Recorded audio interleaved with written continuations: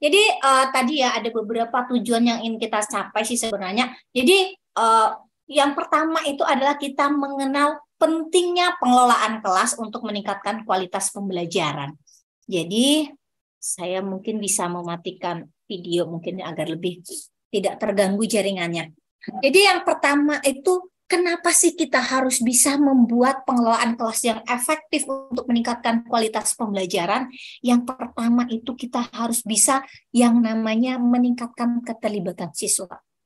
Pengelolaan kelas yang efektif ya, itu bisa dilihat atau bisa di indikatornya adalah adanya keterlibatan siswa.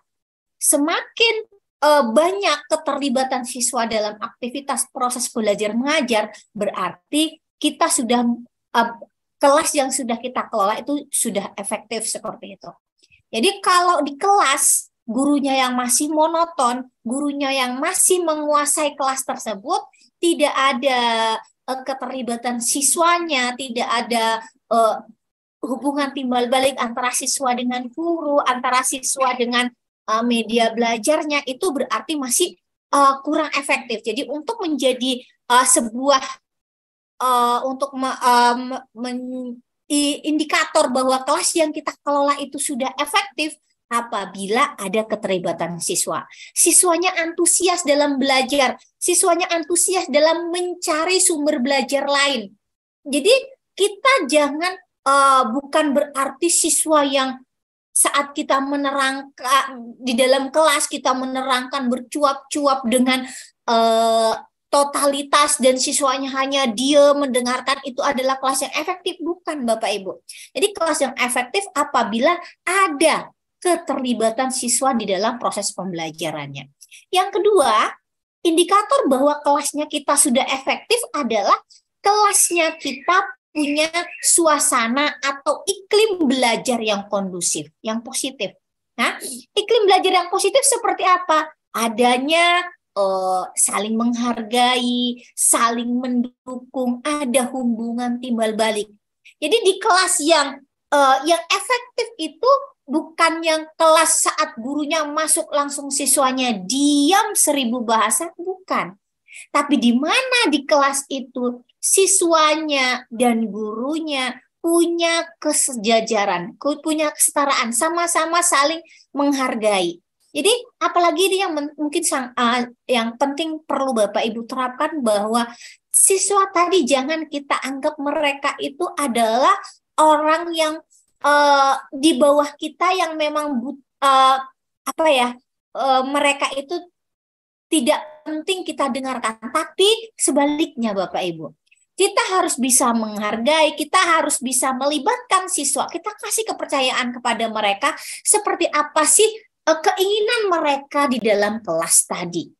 Ya, jadi yang namanya kurikulum merdeka bukan berarti sesuka-suka hati siswa, tidak.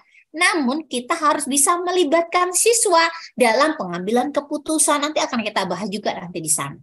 Yang ketiga adalah menjalankan atau menjaga yang namanya disiplin dan keteraturan. Kurikulum merdeka atau di kelas yang merdeka, kelas yang efektif bukan berarti tidak punya disiplin. Kita mengenal di kurikulum merdeka ada namanya disiplin positif, Bapak Ibu. Bagaimana kita menerapkan disiplin positif di dalam kelas kita? Walaupun kita diarahkan, tidak boleh yang namanya ada hukuman atau punishment. Tidak ada lagi reward untuk memicu. Karena reward punishment itu hanyalah indikator level 2 gitu ya. Motivasinya masih level 2, belum yang paling tingginya. Jadi sebenarnya untuk bisa memacunya kita harus bisa menerapkan yang namanya adanya disiplin positif. Oke, baik. Jadi kita lanjutkan tadi masih mengenai disiplin ya. Jadi seperti itu Bapak Ibu. Jadi kita harus bisa yang namanya membuat disiplin kelas. Jadi untuk membuat disiplin kelas berarti kita harus ada namanya keyakinan kelas yang harus kita miliki dan membuat kesepakatan kelas. Nanti kita akan berikan yang namanya kita berikan juga sanksi atau konsekuensi apabila kita melanggar kesepakatan yang sudah kita lakukan. Jadi seperti itu. Jadi selain ketiga tadi ya, yang pertama itu mengenai bagaimana kita yang yang ketiga tadi kan mengenai disiplin positif. Yang keempat, kita harus bisa memfasilitasi pembelajaran yang terstruktur. Jadi untuk pembelajaran yang terstruktur di sini, Bapak Ibu bisa mempelajarinya atau menyusun pengelolaan kelas yang efektif itu bisa mempelajarinya melihat CP-nya seperti apa. Nanti di sana Bapak Ibu bisa melihat dari pahami CP-nya, nanti Bapak Ibu bisa mencari atau menyusun alur tujuan pembelajaran yang memang bisa Bapak Ibu lakukan. Jadi seperti itu ya. Yang kira-kira memang yang tepatnya itu seperti apa. Itu. Kemudian yang keempat itu adalah mengatasi tantangan dan konflik. Jadi saat kita melakukan pembelajaran Bapak Ibu ya, pastinya akan ada namanya sebuah tantangan atau konflik yang ada di dalam kelas. Bagaimana kita bisa mengatasi konflik-konflik, apalagi kita kan di kelas mungkin ada 25 sampai 30 siswa di dalam kelas, pastinya dengan perbedaan-perbedaan yang ada, kita harus bisa memfasilitasi atau mengatasi konflik-konflik yang ada di dalam kelas. Jangan sampai kita malah meruncingkan konflik tersebut, tapi bagaimana kita bisa menjaga ketentraman, suasana tentram yang ada di kelas kita. Nah, seperti itu. Kemudian yang keenam itu adalah mendorong kemitraan dan kolaborasi. Penting sekali kelas yang kita kelola, dikatakan kelas yang efektif apabila kita sudah bisa membangun atau mendorong kemitraan dan berkolaborasi. Kemitraan dan kolaborasi ini yang sangat yang perlu kita apakan, yaitu kolaborasi dengan sesama pendidik. Bapak Ibu yang mungkin di SD atau TK bisa berkolaborasi dengan guru-guru yang satu tingkatan, misalnya sesama kelas 1, kelas 2, atau satu fase yang sama, bisa saling berkolaborasi. Selain berkolaborasi dengan sesama guru, jadi kalau nanti kalau SMP, SMA, kita mungkin bisa berkolaborasi dengan guru-guru yang satu rumpun atau satu mapel. Jadi selain berkolaborasi dengan guru, kita harus bisa juga memaksimalkan kolaborasi dengan orang tua.